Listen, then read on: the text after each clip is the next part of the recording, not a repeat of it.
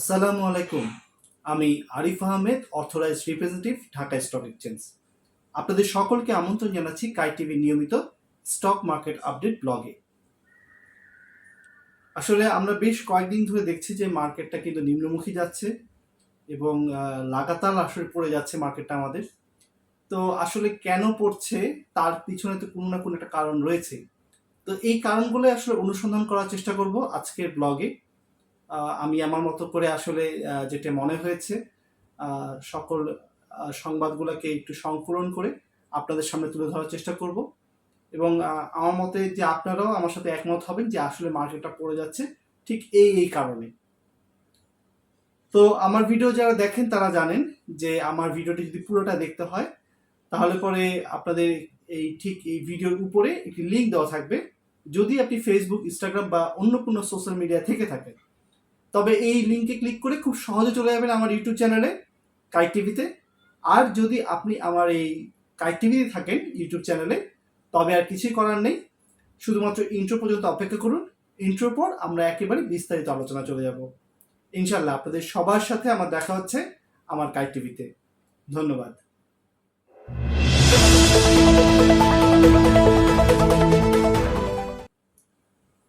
অসংখ্য ধন্যবাদ আমার ইউটিউব চ্যানেল কাই টিভিতে আসার জন্য। তো ঠিক ইন্ট্রোর আগে আমরা যেই বিষয়টি নিয়ে কথা বলছিলাম যে আসলে এই যে আমাদের পুঁজিবাজার প্রতিদিনই কিছু না কিছু পয়েন্ট হারাচ্ছে এবং আজকে তো একটা বড় ধরনের পয়েন্ট আসলে হারালো। তো যদি হিসাব করা হয় তাহলে দেখা যাচ্ছে যে প্রায় 5 দিন ধরে কিন্তু মার্কেটটা পড়ছে টানা। আর তাছাড়া তো এটা আসলে একেবারে নিম্নমুখী সে শুরু হয়েছে যে 2-3 মাস আগ থেকে এরপরে খুব অল্প কয়েকদিনের জন্য, মাত্র 4 দিনের জন্য আমরা একটু পজিটিভ ট্রেন্ড দেখেছিলাম। এরপরে কিন্তু আবার সেই নিম্নমুখী প্রবণতাই দেখা যাচ্ছে আসলে আমাদের মার্কেটে। তো আসলে আজকের ব্লগে আমরা ঠিক এই বিষয়টা নিয়ে আলোচনা করার চেষ্টা করছি। আসলে এই পুঁজিবাজারে লাগাতার যে দরপতন চলছে তার পিছনে মূলত কোন বিষয়গুলো বেশি দায়ী। তো যেহেতু আপনারা আমার ইউটিউব চ্যানেলে চলে এসেছেন, তবে আপনাদের কাছে যদি প্রথমবার এসে থাকেন তাহলে আপনাদের কাছে অনুরোধ থাকবে অবশ্যই চ্যানেলটিকে সাবস্ক্রাইব করে নেবেন। তো যেমনটি আসলে আমরা অনুমান করছিলাম আসলে যে পুঁজিবাজারে অন্যতম স্টেক হোল্ডার হলো মার্চেন্ট ব্যাংক। পুঁজিবাজারে টেকসই উন্নয়নের ভালো শেয়ারের সরবরাহ বাড়ানো, সংশ্লিষ্ট অংশীজনের মধ্যে সমন্বয় এবং বিনিয়োগকারীদের মধ্যে সচেতনতা বাড়ানো মার্চেন্ট ব্যাংকগুলোর কিন্তু একটি অন্যতম প্রধান কাজ। দীর্ঘদিন ধরে দেশের পুঁজিবাজারে স্থিতিশীল আনার জন্য এই মার্চেন্ট ব্যাংকগুলো বিভিন্ন রকম কার্যক্রম নিয়ে থাকছে। তবে বিভিন্ন তথ্য উপাত্ত থেকে বোঝা যায় বাজারে অর্থের যোগান কম ছিল।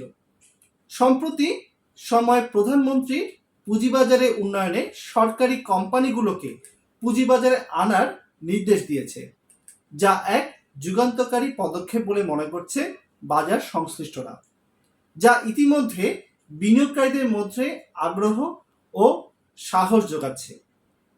এই মার্চেন্ট ব্যাংকগুলোর ব্যাপক ভূমিকা পালনের মাধ্যমে প্রধানমন্ত্রী সুদৃঢ় প্রসারী দিক নির্দেশনা বাস্তবায়ন সম্ভব হবে। আসলে আমাদের বাজারে তো এমনি একটা তারল্য সংকট রয়েছেই। তো এই তারল্য সংকটটা রয়েছে এটা তো আমরা জানতেই পারছি। তো এর মধ্যে আসলে আমাদের পুঁজিবাজারে প্রধানমন্ত্রী ঠিক যেমনটি নির্দেশ দিয়েছেন যে সরকারি প্রতিষ্ঠানগুলো আরও কিন্তু এই আমাদের স্টক মার্কেটে আসতে যাচ্ছে। তো স্টক মার্কেটে যদি তারা আসে তাহলে পরে এমনিতেই আমাদের স্টকগুলোর প্রাইস অনেকটাই কমে এসছে। তার মধ্যে যদি নতুন শেয়ার আবার আসে সেক্ষেত্রে আসলে কি হবে তা কিন্তু বলা খুব কঠিন। আমি একদম ছোট একটা উদাহরণ দিয়ে বলতে পারি যে মনে করুন যে আমাদের দেশে তো আসলে আলুর ফলন খুব বেশি হয়। তো যখন আলুর মৌসুম আসে তখন কিন্তু দেখা যায় যে আলু 10 টাকা কেজিতেও চলে আসে।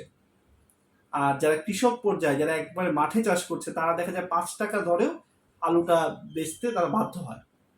তো এইভাবে কিন্তু আসলে কিন্তু কৃষকরা অনেক ক্ষতিগ্রস্ত হচ্ছে।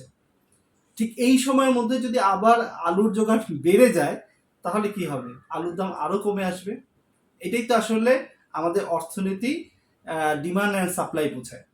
তো আসলে আমাদের পুঁজিবাজারটা তো ঠিক এই ধারাতেই চলে এবং এটিকে সবচেয়ে বেশি প্রাধান্য দিয়ে চলে।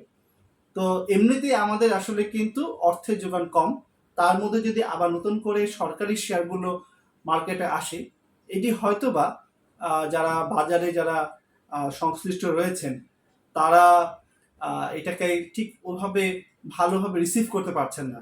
আসলে তাদের তো একটা আর্থিক সংকট রয়েছে, তার মধ্যে যদি নতুন সরকারি শেয়ারগুলো আসে সেখানে কিন্তু প্রাতিষ্ঠানিক বিনিয়োগকারীরা তা সেগুলোকে অবশ্যই পছন্দ করবে, কারণ যেহেতু সরকারি শেয়ার একটা আস্থার জায়গা রয়েছে। তো এই বিবেচনায় কিন্তু মার্কেটটা কিছুটা পড়ে যাচ্ছে বা মার্কেটে এরকম নেতিবাচক ধারা চলছে, এটা কিন্তু একটা কারণ বলে আমি মনে করে থাকি। 14ই মে আসলে বাংলাদেশ মার্চেন্ট ব্যাংকার্স অ্যাসোসিয়েশনের প্রেসিডেন্ট মাজেদা খাতুনের নেতৃত্বে 15 সদস্যের কমিটির সাথে বৈঠককালে Dhaka stock exchange PLC chairman অধ্যাপক ডক্টর হাফিজ মোহাম্মদ হাসান বাবু এসব কথা বলেন। এই সময় উপস্থিত ছিলেন ডিএসসির ব্যবস্থাপনা পরিচালক ডক্টর এটিএম তরিকুজ্জামান সিপিএ, প্রধান রেগুলেটরি কর্মকর্তা খায়রুল বাশার, আবু তাহের মোহাম্মদ সহ ঊর্ধ্বতন অনেক কর্মকর্তারা এখানে উপস্থিত ছিলেন। তিনি আরো বলেন, একটি উন্নত দেশের পুঁজিবাজার যে দেশের উন্নয়নে গুরুত্বপূর্ণ ভূমিকা রাখে, অন্যদিকে দেশে দেখা যায় যে দেশের মানি মার্কেট যতটা সাপোর্ট দেয় পুঁজিবাজারও কিন্তু ততটাই সাপোর্ট দেয়। আমরা সব সময় বলে আসছি যে পুঁজিবাজারে দীর্ঘমেয়াদে বিনিয়োগ না করলে পুঁজিবাজারে স্টেবিলাইজেশন হবে না। এখানে 2-3 বছরের জন্য আসলেই বাজার ভালো হবে না। আপনারা ক্ষুদ্র বিনিয়োগকারীদের নিয়ে কথা বলছেন, আমাদের প্রধানমন্ত্রীও কিন্তু ঠিক এই কথাটাই বলছে, বাজারে উত্থান পতন থাকবে, কিন্তু আমাদের সাধারণ বিনিয়োগকারীরা এখানে এসেই পরের দিন থেকে লাভ তুলতে চায়, আর এই কারণেই বড় পতন হয়। আসলে আমাদের যারা ছোট বিনিয়োগকারী রয়েছে, সাধারণ বিনিয়োগকারী রয়েছে, তারা তো আসলে আমি বলবো না যে খুব বেশি এখন ওটা ধারণা করে যে মার্কেটে আসলে পরেই লাভ হয়ে যাবে, কারণ তারাও তো দেখছে অনেক দিন ধরে তো মার্কেটের এই দুরবস্থা দেখে যাচ্ছে। তো এইভাবে আসলে আমাদের সাধারণ যারা বিনিয়োগকারী রয়েছে তাদেরকেও দোষারোপ করা যায় না। তারা যে খুব অল্প সময়ের মধ্যে লাভ তুলে নিতে চায় এমনটাও কিন্তু এখন আর নেই, কারণ মার্কেটটা তো লাগাতার আসলে পড়েই আছে, এখান থেকে প্রফিট নেওয়ার সুযোগটা খুব কম। তবে তারা খুব সহজে প্যানিক হয়ে যায়, তারা দেখা যায় যে লসে হলেও শেয়ারটা সেল দিয়ে একটু নিশ্চিন্তে থাকে যে না আমার পুঁজিটা একেবারে শেষ হয়ে গেল না বা শূন্য চলে আসলো না। তো সেই জায়গায় আসলে আমাদের কাজ করার আসলে অনেক সুযোগ রয়েছে, আমরা চাই আপনারা এই জায়গায় কাজ করেন। ডক্টর হাসান বাবু আরো বলেন, প্রধানমন্ত্রী আজকে সরকারি প্রতিষ্ঠানগুলোকে তালিকাভুক্ত করার কথা বলেছেন। প্রধানমন্ত্রী কিন্তু সব জায়গায় নজর রেখেছেন। কোম্পানি আইপিও তালিকাভুক্ত করার আইনে কিছু সমস্যা আছে, সেখানে সংস্কার করতে হবে। তবে সংস্কার করতে যে সাধারণ বিনিয়োগকারীদের ক্ষতি হয় এমন কিছু আশা করা যাবে না।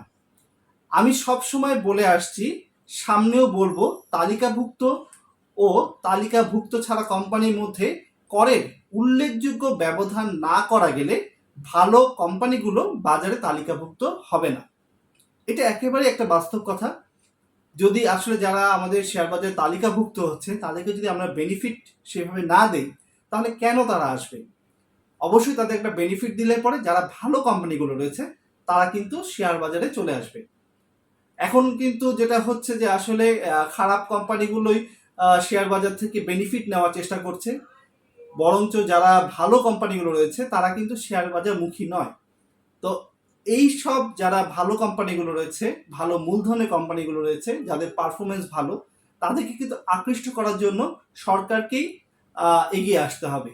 তাদেরকে বিভিন্ন রকম রিবেট দিতে হবে, করের ছাড় দিতে হবে, এবং আরো অনেক ইনস্ট্রুমেন্ট রয়েছে এইসব কোম্পানিগুলোকে লুক্রেটিভ করে দেওয়ার জন্য, যে স্টক মার্কেটে আসলে পরে তারা একটা ভালো বেনিফিট পাবে। তখনই কিন্তু এই ভালো ভালো কোম্পানিগুলো আসলে আমাদের স্টক মার্কেট মুখী হবে। আর শুধু সরকারি প্রতিষ্ঠান নয়, বাংলাদেশের যে সকল গ্রিন ফিল্ড রয়েছে সেগুলোকেও তালিকাভুক্ত কাজ করতে হবে। মার্চেন্ট ব্যাংকগুলোর উদ্দেশ্যে তিনি বলেন, বাজারে গভীরতা বৃদ্ধি তথা ভালো কোম্পানিগুলোকে তালিকাভুক্ততে উৎসাহিত করার পাশাপাশি মার্চেন্ট ব্যাংকের প্রধানের কাজ হচ্ছে পুঁজিবাজারে ভালো ভালো কোম্পানির তালিকাভুক্ত করা, যা পুঁজিবাজারে বিনিয়োগকারীদের বিনিয়োগকে আকৃষ্ট করবে। বিভিন্ন পক্ষ থেকে সুনির্দিষ্ট ইস্যু নিয়ে কথা বলতে হবে। নতুন নতুন কর্মপরিকল্পনা নিয়ে তিনি সামনে এগিয়ে যাওয়ার আহ্বান জানান। বাজার উন্নয়নে যদি ডিএসসি, মার্চেন্ট ব্যাংক ও ডিবিএ একসাথে কাজ করে তাহলে এগিয়ে যাওয়ার সুগম পথ হবে বলে তিনি বিশ্বাস করেন। ডিএসসির ব্যবস্থাপনা পরিচালক ডক্টর এ.কে.এম. তরিকুজ্জামান সিপিএ বলে, আপনারা যে বিষয়গুলো তুলে ধরেছেন সেই বিষয়গুলো অত্যন্ত গুরুত্বপূর্ণ, তবে এই বিষয়গুলো আরও আগে তুলে ধরলে আরও বেশি ভালো হতো। মাননীয় প্রধানমন্ত্রী সরকারি কোম্পানিগুলোকে পুঁজিবাজারে তালিকাভুক্তের নির্দেশ দিয়েছে। এটি একটি যুগান্তকর সিদ্ধান্ত। আমরা বিগত 25 বছর ধরে এই কাজটি করার চেষ্টা করে আসছি। আমরা গত 5 মে অর্থ মন্ত্রণালয় অর্থ বিভাগে একটি চিঠি দিয়ে সরকারি কোম্পানিগুলোর সাথে সচেতনতামূলক কর্মসূচির আয়োজন করতে চেয়েছি, যাতে তারা সহজেই পুঁজিবাজারে তালিকাভুক্ত হতে পারে। এর কিছুদিন পর মাননীয় প্রধানমন্ত্রী এক যুগান্তকারী নির্দেশটি দিয়েছেন। আশা করছি আগামী জুন মাসের মধ্যে আমরা সচেতনতামূলক কর্মসূচি করতে পারব। আর এই বিষয়ে আপনাদেরকে আমাদের সহযোগিতা চাই। তার আগে কিন্তু মার্চেন্ট ব্যাংকের প্রেসিডেন্ট মাজেদা খাতুন এবং অন্যান্য বক্তারা বলেন, মাননীয় প্রধানমন্ত্রী নিজের চিন্তা করে বিভিন্নভাবে আসলে মার্কেটে উন্নয়ন করে যাচ্ছেন। এতে আমরা মার্চেন্ট ব্যাংকার্সরা উৎসাহিত হয়েছি। আমাদের মার্চেন্ট ব্যাংকার্স অ্যাসোসিয়েশন থেকে দীর্ঘদিনের একটি দাবি ছিল রাষ্ট্রীয় মালিকানাধীন কোম্পানিগুলোকে পুঁজিবাজারে আসুক, কারণ রাষ্ট্রীয় মালিকানাধীন কোম্পানিগুলো মার্কেটে আসলে মার্কেটে কাঙ্ক্ষিত উন্নয়ন হবে, যা আমরা দেখতে পারব। যে জটিলতাই হোক না কেন বা যে কারণেই হোক না কেন, বিষয়টি এতদিন আটকে ছিল। এখন মাননীয় প্রধানমন্ত্রীর নির্দেশটা যেহেতু চলে এসছে, আশা করছি এই বিষয় নিয়ে আমরা খুব শীঘ্রই কাজ শুরু করতে পারব। তো একটা জিনিস তো আসলে স্পষ্ট এখন, যে আসলে আরও কিছু সরকারি শেয়ার আমাদের পুঁজিবাজারে আসতে যাচ্ছে, আর যে বিষয়ে আসলে আমাদের মার্চেন্ট ব্যাংক অ্যাসোসিয়েশন কিন্তু খুব পজিটিভ একটা মনোভাব দেখিয়েছে। তবে সবচেয়ে বড় মনোভাব তখনই দেখা যাবে যদি এই সব শেয়ার আসার পর আসলে আমাদের বাজারটাকে সত্যিকার অর্থে সামনের দিকে এগিয়ে নিয়ে যাওয়া হয়। এছাড়াও অ্যাসোসিয়েশনের পক্ষ থেকে বাজার উন্নয়নে বেশ কিছু প্রস্তাবনা তুলে ধরা হয়। এর মধ্যে দ্বৈত কর, গুণগত মানসম্পন্ন আইপিও আইন, আইপিও প্রসেসিং সিস্টেম, প্রাতিষ্ঠানিক সুশাসন, মার্জার অ্যাকুইজিশন, পলিসিগত প্রতিবন্ধকতা, ঘন ঘন আইনকানুন পরিবর্তন না করা, কাট অফ মূল্যের অধিক মূল্য বিটকারীকে প্রোডাক্ট হিসেবে সিকিউরিটিজ প্রদান, আইপিওর কোটা, লকিং পিরিয়ডের কিছু সংশোধনী আনা, সিকিউরিটিজ ভ্যালুয়েশন ক্ষেত্রে মার্কেটে অপর্যাপ্ত ও ইনকাম মেথড অনুসরণ করা, বিডিংয়ের সম্মতি পাওয়ার পরেই রোড শো আয়োজন করা। এটি কিন্তু একটা বড় ইম্পর্টেন্ট একটা বিষয়, যা আসলে মানে বিডিংয়ের সম্মতি পাওয়ার আগেই যদি রোড শোটা হয়ে যায় তাহলে কিন্তু অনেক বিনিয়োগকারী কিন্তু আসলে ইনভলভ হয়ে যায় ওই শেয়ারটাতে। তো সেই ক্ষেত্রে আসলে কিন্তু আসলে সম্মতি পাওয়ার পরে কিন্তু রোড শোটা করা উচিত। মার্জিন ঋণের আইনে কিছু পরিবর্তন আনা, গবেষণায় জোর দেওয়া ইত্যাদি বিষয় অন্যতম। অনেকগুলো প্রস্তাব কিন্তু আসলে আমাদের মার্চেন্ট ব্যাংক অ্যাসোসিয়েশন করেছে। তার মধ্যে আসলে একটা যেটা বললাম যে আসলে রোড শোয়ের আগে সম্মতি পেতে হবে বিডিংয়ে, তারপরে রোড শোতে আসতে হবে, তাহলে কিন্তু অনেক বিনিয়োগকারীরা সেভ হয়ে যায়। আর তাছাড়া গবেষণার কথা বলা হয়েছে। আসলে আমাদের স্টক মার্কেটে তো একেবারেই গবেষণার কোনো জায়গা খুব কম, তো সেই জায়গাটা আসলে একটু দৃষ্টিপাত করতে হবে। তাছাড়া কিন্তু আরও আইপিও আইনের কথা বলা হয়েছে, যে আইপিও আইনে কিছু সংশোধনী আনতে হবে। মার্জিন ঋণের ক্ষেত্রেও একটা সংশোধনী আনার কথা বলেছে। তো এরকম অনেকগুলা প্রস্তাব কিন্তু এসছে মার্চেন্ট ব্যাংক অ্যাসোসিয়েশনের মানে পক্ষ থেকে। তো আসলে আইপিওর কোটা নিয়ে কথা বলা হয়েছে, এখানে লকিং পিরিয়ডে কিছু সংশোধনী আনার কথা বলা হয়েছে। আসলে লকিংটা কাদের থাকে, যারা আসলে ডাইরেক্টর শেয়ার থাকে, ডাইরেক্টররা যারা যে শেয়ারগুলো হোল্ড করে থাকে সেটা কিন্তু লকিং করা থাকে। তো এই সকলের মধ্যেও যে সকল সমস্যাগুলো রয়েছে তা চিহ্নিত করে কিন্তু বা মানে বাংলাদেশ মার্চেন্ট ব্যাংক অ্যাসোসিয়েশন তারা কিন্তু এই বিষয়গুলো তুলে ধরেছে এই মিটিংয়ে। তো সিকিউরিটিজ আইজ ভ্যালুয়েশনের ক্ষেত্রে মানে মার্কেটে ইনকামিং অ্যাপ্রাস মেথড অনুসরণ করার কথা বলেছে। তো এই সকল জিনিসগুলো কিন্তু একটু বিবেচনা করার জন্য আসলে আমাদের মার্চেন্ট ব্যাংক অ্যাসোসিয়েশন দাবি তুলেছে। তো সবচেয়ে বড় যে বিষয়টা সেটা তো আমরা বুঝতেই পারছি যে আমাদের প্রধানমন্ত্রী যেহেতু ইচ্ছা পোষণ করেছে যে আমাদের রাষ্ট্রীয় যেই সংস্থাগুলো রয়েছে তাদেরকে পুঁজিবাজারে আনা হবে। তো আসলে এখন দেখার বিষয় যে আমাদের পুঁজিবাজার সেই যে ওজনটা বলবো সেই ওজনটাকে বহন করতে পারে কিনা। তো আপনারা অবশ্যই কমেন্টে আপনাদের মতামত জানাবেন যে আপনারা কি মনে করছেন যে আসলে সরকারি শেয়ারগুলো এই সময় বাজারে আসার ফলে কি প্রভাবটা পড়তে পারে। তো অবশ্যই কমেন্ট করে জানাবেন, কারণ আপনার কমেন্টের উপরে আমরা ব্যক্তিগতভাবে কিছুটা মার্কেট সম্বন্ধে ধারণা করার চেষ্টা করি, কারণ বিনিয়োগকারীরা যা ধারণা করছে তার রিফ্লেক্টটাই কিন্তু মার্কেটে এসে পড়ে। তো অবশ্যই কমেন্টের মাধ্যমে আপনার মন্তব্যটি জানাবেন। তো আজকের মতন এখানে বিদায় নিব। আপনাদের সাথে আবার দেখা হবে আমাদের পরের কোনো স্টক মার্কেট আপডেট ব্লগ নিয়ে।